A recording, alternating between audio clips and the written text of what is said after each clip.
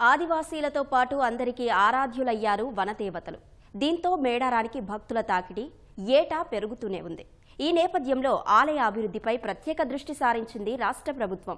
అడవిలో ఉన్న మేడారం సన్నిధిని ఆదివాసీల ఆచారాలకు అనుగుణంగా ఆధునికీకరించడానికి పూనుకుంది. అక్కడి సంప్రదాయాలు దెబ్బతినకుండా 250 కోట్ల రూపాయలు వెచ్చించి సమ్మక్క సారలమ్మ ఆలయ అభివృద్ధి పనులు చేపట్టింది.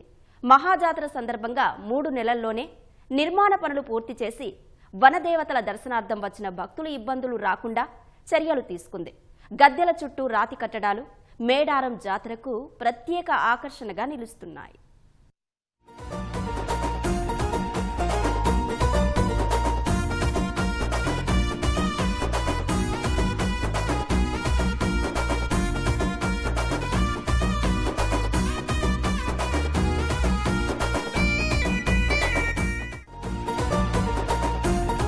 కొంగు బంగారమై కోర్కెలు తీర్చే సమ్మక్క సారలమ్మలను దర్శించుకోవడానికి వివిధ ప్రాంతాల నుంచి భక్తులు తండోపతండాలుగా వస్తున్నారు. గిరిజన ప్రాంతం కావడం వల్ల జాతర సమయంలో భక్తులకు మౌలిక సౌకర్యాలు, రవాణా, పార్కింగ్ వంటి అనేక సమస్యలు ఎదురవుతున్నాయి. వనదేవతల గద్దెలను దర్శించుకునే సమయంలో భక్తుల తాకిడి ఎక్కువై తోపులాటలు జరిగిన సందర్భాలు ఉన్నాయి. ఈ సమస్యకు పరిష్కారంగా ఆలయాన్ని అభివృద్ధి చేయాలని రాష్ట్ర ప్రభుత్వం గతేడాది నిర్ణయించింది. వచ్చే జాతర కల్లా పనులు పూర్తి చేయాలని భావించింది. తాత్కాలిక ఏర్పాట్లు కాకుండా శాశ్వతంగా భక్తులకు సౌకర్యాలు కల్పించడానికి పూనుకుంది. అందులో భాగంగానే 2025 సెప్టెంబర్ 23న మేడారం ఆలయ అభివృద్ధి పనులకు సీఎం రేవంత్ రెడ్డి శ్రీకారం చుట్టారు. త్వరితగతిన పనులు పూర్తి కావడంతో జనవరి 19న ప్రారంభోత్సవం చేశారు. మరో విషయం ఏంటంటే ఎన్నడూ లేని విధంగా మేడారంలో మంత్రివర్గ సమావేశం నిర్వహించారు.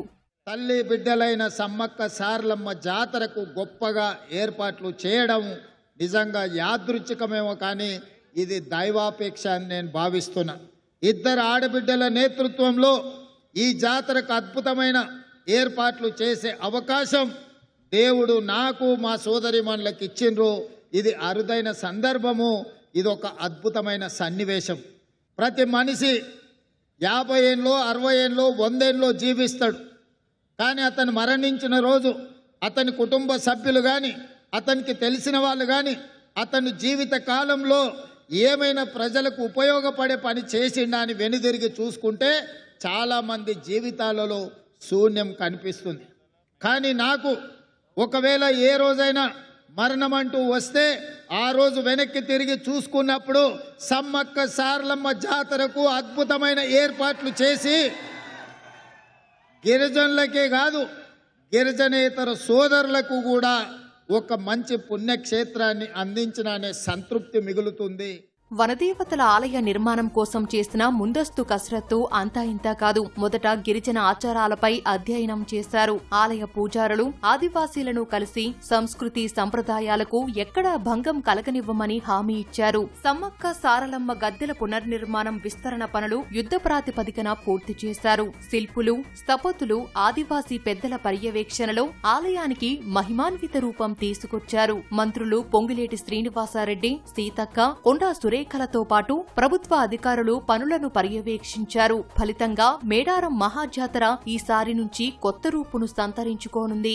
సో మనం కొన్ని దేవుళ్ళ కాడ చరిత్ర చూస్తే ఒకప్పుడు ఇది ఆది మానవులు వాడినరు, పూజించిరు, లేదా ఆదివాసీలు పూజించిరు. తర్వాత రాకట పోకట పెరగడంతో ఆక్రమణకు గురై వేరే వాళ్ళు వాటి మీద ఆ దేవుళ్ళ మీద ఆధిపత్యం చెలాయిస్తుండ్రు, లేదా ఇట్లా అనేది ఉంది. ఇక్కడ అది జరగదు. భవిష్యత్తులో ఒక గొప్ప సమ్మక్క సారలమ్మ యజ్ఞాన్ని సీఎం రేవంత్ రెడ్డి గారు చేస్తూ ఉన్నారు. ఇక్కడ జాతరకు వచ్చేది కూడా not only Adivasis, other communities కూడా చాలా లక్షల మంది వస్తున్నారు. అందరి యొక్క మనోభావాలను, తల్లులు విశ్వాసాలను కాపాడారు కాబట్టి రోజు రోజుకు భక్తి విశ్వాసం పెరుగుతుంది. నిజంగా అంటే ఒకటేసారి ఎట్ ఏ టైం 10,000 మెంబర్స్ లోపల ఉండేంత స్క్వేర్ ఫీట్స్ మేము అక్కడ వదిలిపెట్టాము. దాంతోపాటుగా చుట్టూ ఒక 40 ఫీట్ రోడ్డు కూడా వదిలిపెట్టాము. మనకు వాచ్ టవర్స్ కానీ అన్ని రకాలు, ఇది అది అని కాదు, సంస్కృతి సాంప్రదాయాలు ఉట్టిపడే విధంగా మీకు జంక్షన్స్ డెవలప్మెంట్ చూశారు కదా ఎంత బాగా వచ్చిందో. అది చూస్తూ ఉంటే అక్కడ నిలబడి మాకే సెల్ఫీలు తీసుకోవాలని అనిపిస్తూ ఉన్నది. ఆలయ పునర్నిర్మాణంలో భాగంగా సుమారు 8,000 టన్నుల గ్రానైట్ రాయిపై 1000 ఏళ్ల ఆదివాసీ చరిత్రకు అద్దం అద్దం పట్టేలా తీర్చిదిద్దారు. ఏపీలోని రాయిచోటి నుంచి రాళ్లను ఆళ్లగడ్డకు తరలించారు. అక్కడ శిల్పులు, కళాకారులు ఆదివాసీల మూలాలు, మహాజాతర చరిత్రను కళ్లకు కట్టినట్లుగా రాతి స్తంభాలపై చెక్కి వాటిని జాగ్రత్తగా మేడారానికి తీసుకొచ్చి ప్రతిష్ఠించారు. 7,000 ఆకృతులను, కోయతెగల ఆచారాలను, సమ్మక్క సారలమ్మ గుట్టు గోత్రాలను అందంగా తీర్చిదిద్దారు. తాళపత్రాల్లోని కోయ వంశీయుల చరిత్ర చిహ్నాలు ప్రాంగణం గోడలపై కనిపిస్తాయి. గద్దెల ప్రాంగణం పటిష్టంగా ఉండేలా 46 పిల్లర్లతో 271 చదరపు మీటర్ల విస్తీర్ణంలో నిర్మాణం చేశారు. చుట్టూ రాతి ప్రహారీ ఏర్పాటు చేశారు. 8 ప్రాంగణ ద్వారాలు నిర్మించారు. సమ్మక్క సారలమ్మ గద్దెలతో పాటు పగిడిద్దరాజు, గోవిందరాజు గద్దెలను ఒకే వరుసలో తీర్చిదిద్దారు. ఒక్క మాటలో చెప్పాలంటే గిరిపుత్రుల జీవన శైలి, వనదేవతల ప్రాశస్త్యం మేడారంలో ప్రతిబింబిస్తుంది. తాళపత్ర గ్రంథాలను మనం తీసుకొని పడిగే బొమ్మలతో దాని ఒక రీసెర్చ్ మెథడ్లో స్టడీ చేసి ఒక దగ్గర పెట్టుకున్న క్రమంలో ఇవాళ మనకి గౌరవ ముఖ్యమంత్రి గారు, గౌరవ మంత్రివర్యులు సీతక్క గారు ఈ యొక్క డిజైన్ చేయాలనుకున్నప్పుడు మనం తక్కువ కాలంలో 24 గంటల్లో గుడి మోడల్ ఇచ్చి 7 రోజులలో 7,000 బొమ్మలు ఇచ్చి 100 రోజుల మాస్టర్ ప్లాన్లో మా టీం 15 మంది కూడా భాగస్వామ్యం మా రీసెర్చ్ సెంటర్ పనిచేసింది. ఫస్ట్ టైము సమ్మక్క సారక్క జాతర రావడము అనుకోకుండా మేము నిన్న అనుకున్నాము, ఈ రోజు వచ్చేసాము. అమ్మ కృప వల్ల మేము ఇక్కడికి రప్పించుకున్నారనేసి అనుకుంటున్నాము. వర్ణించలేము తన మహిమల్ని. మాకు చాలా నచ్చింది. మేము అందుకే మళ్ళీ దర్శనం చేసుకోవడానికి మేడారం వచ్చినాము. మా బాబెత్తు బంగారం అను చీరా జైట్ అమ్మవారికి ఇస్తామని మొక్కుకున్నాం. పోయిన సంవత్సరం వచ్చి మంచిగా అనుకున్నట్టు జరిగింది. బాబు పుట్టిన నుంచి మేము ఇక్కడికే వస్తూ ఉంటాం. అప్పుడు ఫస్ట్ స్టార్టింగ్ లో ఏముండేది కాదు, కానీ ఇంత డెవలప్ అయ్యి ఈ సంవత్సరం ఇంకా బాగా చేశారు. కుంభమేళాగా మేడారం బాగా ప్రసిద్ధి చెందింది. ప్రతి సంవత్సరం కూడా మేము జాతరకు వస్తూనే ఉంటాము.